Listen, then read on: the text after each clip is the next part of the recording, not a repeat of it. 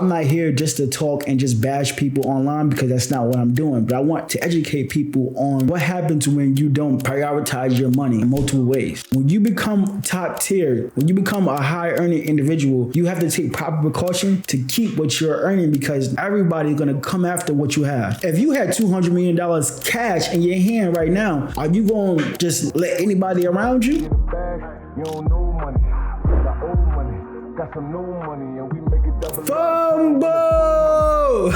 What's up, family? Listen, I got the hoodie on today because we're going to get into some real reactions when it comes to financial literacy, but we're going to talk about it through everyday events. Sherrone Moore, the head coach of Michigan, was recently terminated from his job due to not really taking proper precaution and not understanding his position when it comes to life, and we're going to react to this video. Let's get it. Hello, everyone. Welcome to First Take. We're going to start today with the biggest story in sports right now, And especially in college football. Yesterday, Michigan fired their head coach, Sherrone Moore, for, quote, inappropriate relationship with a staff member, according to the school. That is just the tip of the iceberg this morning. And this has obviously been an ongoing story into yesterday afternoon. For more on this, we welcome in Adam Schefter, who has been a part of the reporting on this. And Adam, can you take us through what transpired yesterday? Yesterday was a wild day. And I think if we go back to the season, there have been whispers and murmurs about things that have been happening. And Michigan's HR department looked into it and found no wrongdoing.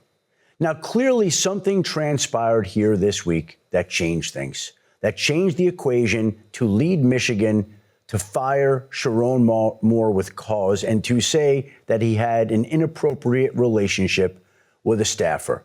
That leads to a series of events yesterday that culminates with him showing up somewhere and him being detained in the Washtenaw County jail. Now, we've heard Michigan's side of this. It feels like he had an inappropriate relationship with a staffer.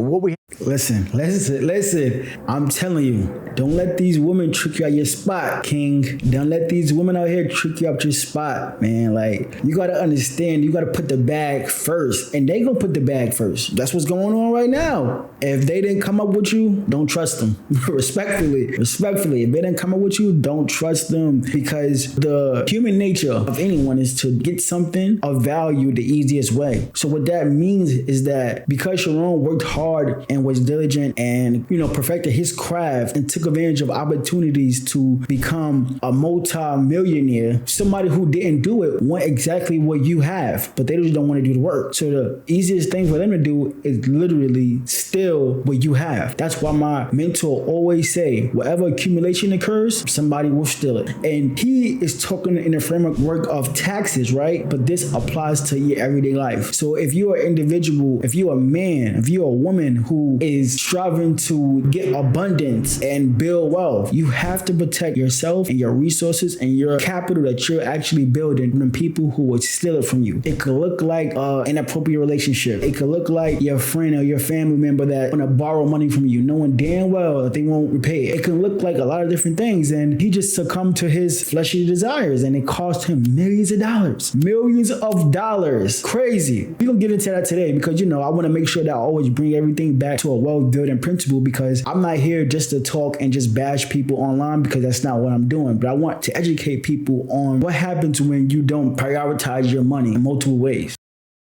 With a staffer, what we haven't heard yet is Sherrone Moore's side of this. And he gets his say into this particular situation as well. And I do know that he felt like people had it in for him for an awful long time there while he was at Michigan. He felt like there were people who were out to get him. So all these...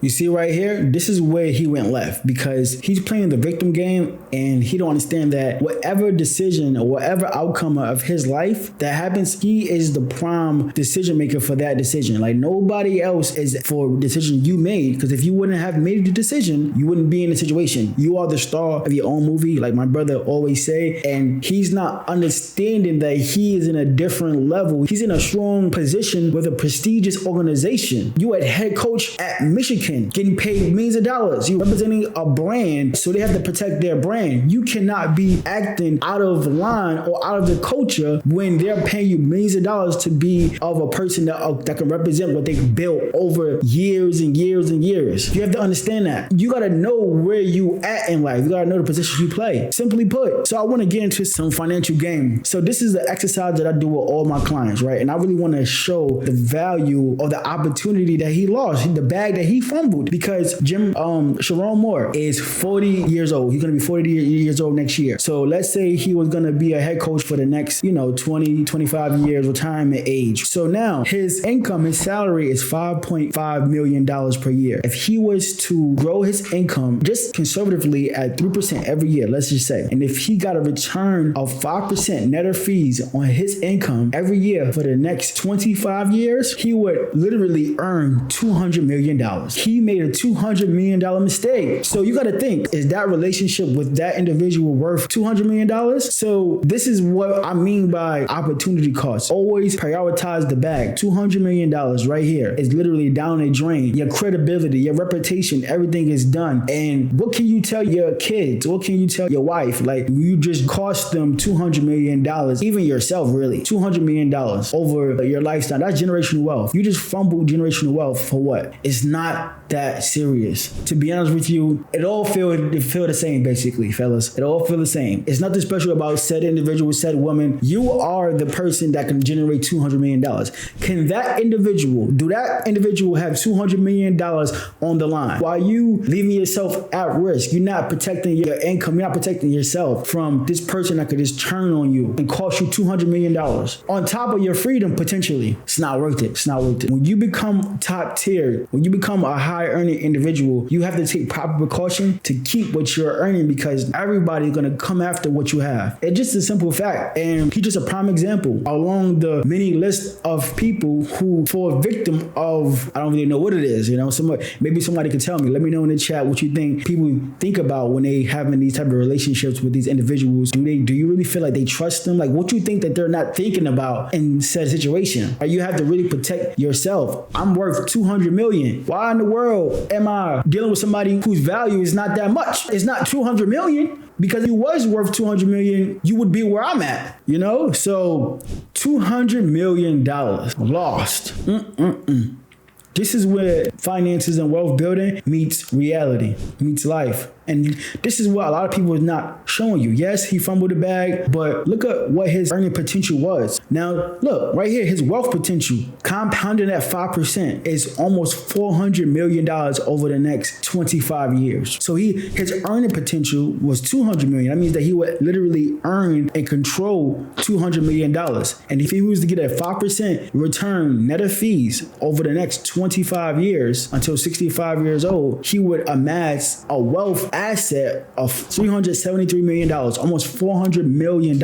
I'm getting tripped up just by saying it. Come on now. So we got to do better, fellas. We got to do better. And this is what it is. So prioritize your financial future. Think ahead. If whatever situation, circumstance you're in, is it worth the amount of money, all the opportunities, all the other wealth relationships you could create and enjoy in the future? Is it really worth that? You got to prioritize yourself, because if you had $200 million cash in your hand right now, are you going to just let anybody around you? That's how you got to operate. You got to move. Even though you may not have it cash, you may not have it in your checking account or your savings account, anything like that, but that's how much you're worth. It's just the truth. Let me know how y'all feel. Make sure you subscribe to the channel. Let me know what y'all think. Let's get it. I'm Mr. Brooklyn Business. This is the Plug Talk Podcast.